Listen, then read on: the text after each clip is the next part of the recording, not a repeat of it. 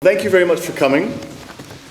The weather is suitable for Scotland and Edinburgh. This is an era of profound difficulties in the euro area.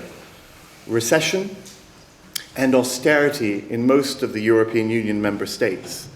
Social spending is faced with significant spending cuts in the majority of EU member states.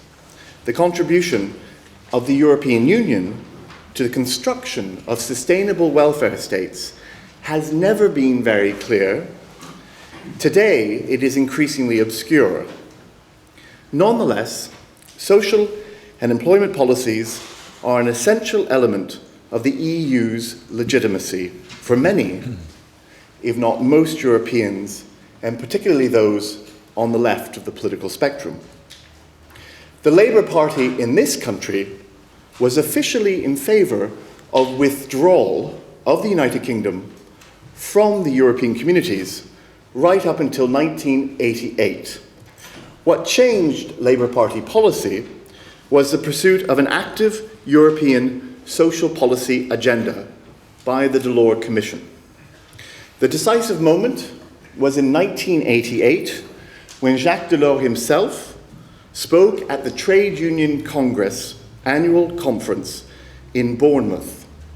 He argued that the European community would be a force to defend and reinforce social rights.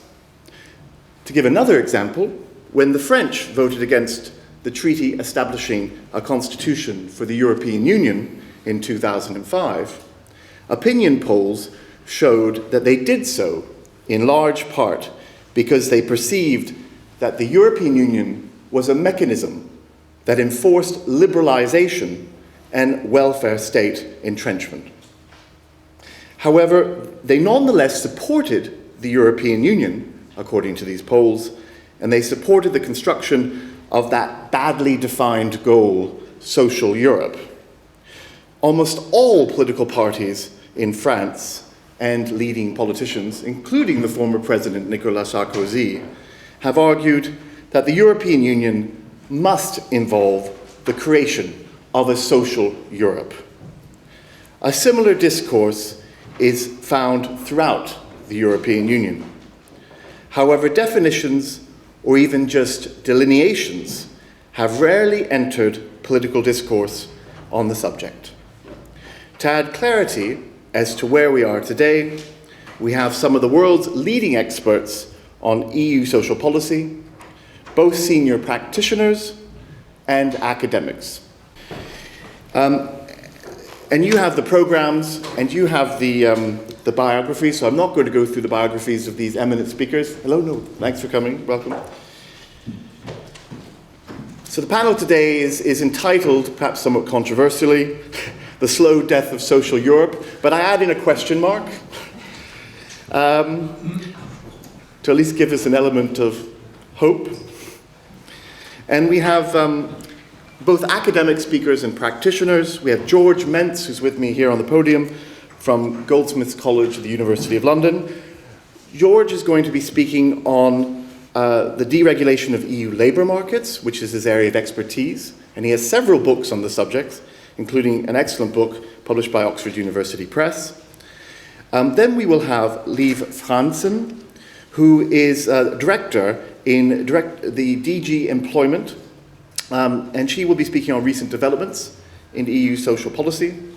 This will be followed by a colleague of ours, Professor Boluk Basi, who is from Turkey, from Ankara, and he will be looking at an increasingly important subject as the EU enlarges, that is the Europeanization and mechanisms of continuity and change in employment in the accession countries.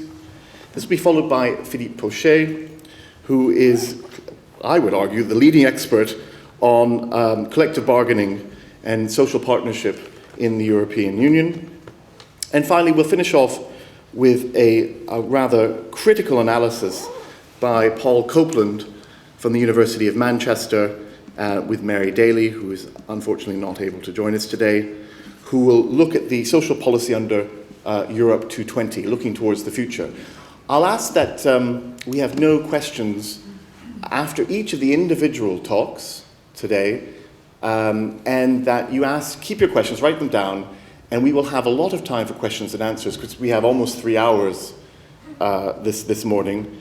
So without further ado, I will pass the podium to George, who will speak on labour markets. Thanks very much.